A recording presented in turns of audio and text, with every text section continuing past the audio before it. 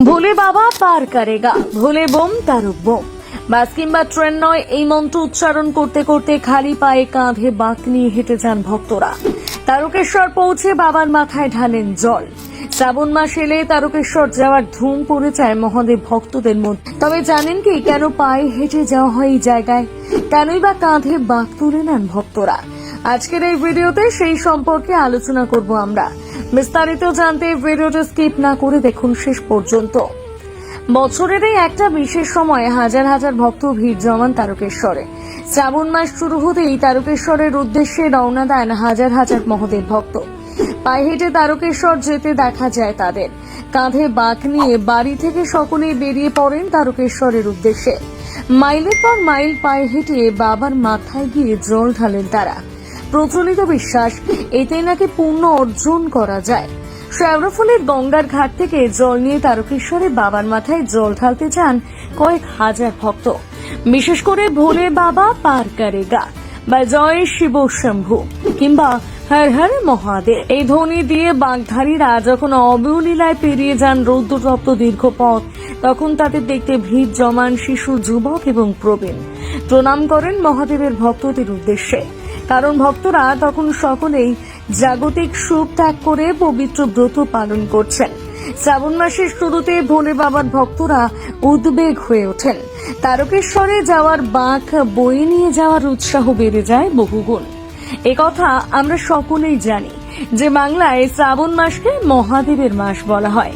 এই সময় অনেকেই গোটা মাস ধরে নিরামিষ খাবার খান, আবার অনেকে শ্রাবণ মাসের প্রত্যেক সোমবার নিরামিষ খাবার খেয়ে বাবার মাথায় জল ঢালেন। লক্ষ লক্ষ ভক্তরা আবার বাবা তারকেশ্বরে আশীর্বাদ পেতে বা কাঁধে নিয়ে ছুটে যান তারকেশ্বরে। তবে জানেন কেন এত প্রচলিত রয়েছে এই নিয়ম? কেনই বা ট্রেন অথবা বাসের ব্যবস্থা থাকা সত্ত্বেও খালি পায়ে হেঁটে তারকেশ্বরে যান ভক্তরা?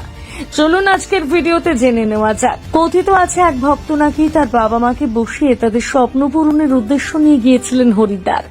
এমনকি সেখানে পৌঁছে তাদের গঙ্গার ধারে বসিয়ে প্রথমে কলসিতে করে জল নিয়ে বাবা মাকে স্নান করান, পরবর্তীতে ওই জল দিয়ে মহাদেবকে স্নান করান।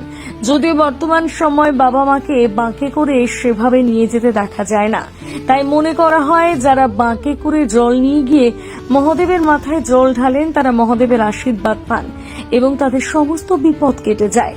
তবে যাত্রাপথে কেন বাঁক মাটিতে রাখা হয় না সে কথা কি জানা আছে? চলুন এবার সেই উত্তরটাও শুনে নিই।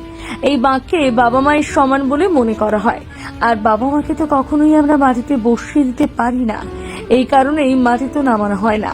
খুব ভালো করে যদি লক্ষ্য করেন তাহলে দেখবেন তারকেশ্বরে যাওয়ার পথে বাঁক রাখার জন্য বেশ কিছু উঁচু জায়গাও তৈরি করা আছে। সেখানেই বাঁক রেখে বেশ কিছুটা বিশ্রাম নিয়ে আবারও হাঁটতে শুরু করেন ভক্তরা। এ তো গেল বাঁক নেওয়ার বিষয়টা, কিন্তু কখনো ভেবেছেন কেন খালি পায়ে যাত্রা করে? আমরা যখন এই পৃথিবীতে আসি কিংবা পৃথিবী থেকে চলে যাই তখন কারোর পায়ে থাকে না জুতো, আর যেহেতু মহাদেব বিশ্ব ব্রহ্মাণ্ডের সৃষ্টিকর্তা, তাই তার কাছে যাওয়ার সময় গোটা রাস্তাটাই খালি পায়ে হেঁটে যান ভক্তরা।